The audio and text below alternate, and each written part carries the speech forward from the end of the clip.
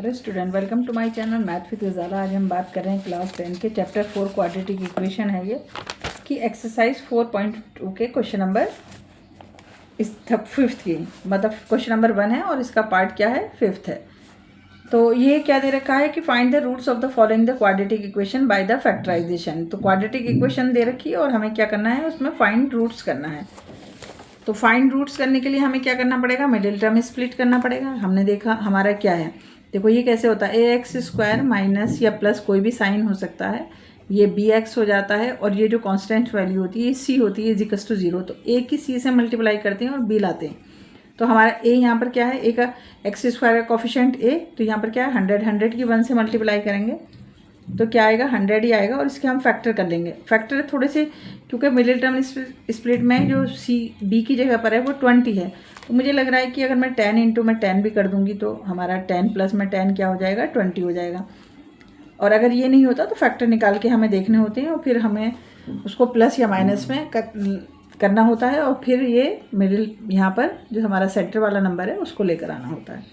ठीक है, 100x square हो गया, माइनस में 10 प्लस में 10 हो गया और ये x हो गया, प्लस में 1 इज इक्वल्स टू 0 हो गया।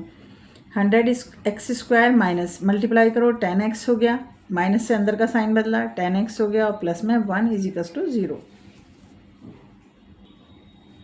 अब देखो हम पेयर बना लेंगे। यहाँ पर हमने यहाँ से देखा दोनों में से क्या कॉमन आ रहा है, एक तो x है कॉमन और 10 ले सकते हैं, 10 लिया हमने यहाँ पर और x कॉमन ले लिया, तो यहाँ पर क्या बचा, 10x बचा और यहाँ पर -1।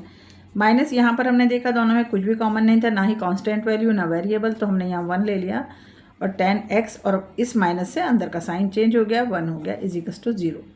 जैसे ही हमारे ये दोनों ब्रैकेट सेम आते हैं हम समझ जाते हैं कि हमारा क्वेश्चन सही चल रहा है। हमने यहाँ पर 10x माइनस में 1 एक साथ और दोनों को एक बार ले लिया, 10x माइनस में 1 इज इक्वल्स टू 0।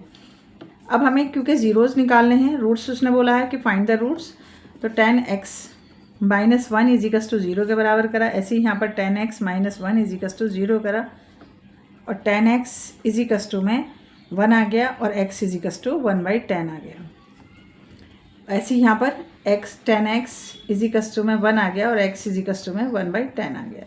तो ज़ीरोज़ हमारे क्या आ गए, सिमिलर आ गए। जब d 0 होता है तो सिमिलर हमारे यहाँ पर ज़ीरोज़ आ जाते हैं, वो हम नेक्स्ट एक्सरसाइज में उसकी d की बात करेंगे। अभी फ़िलहाल हमारे रूट्स क्या निकल गया है, 1/10।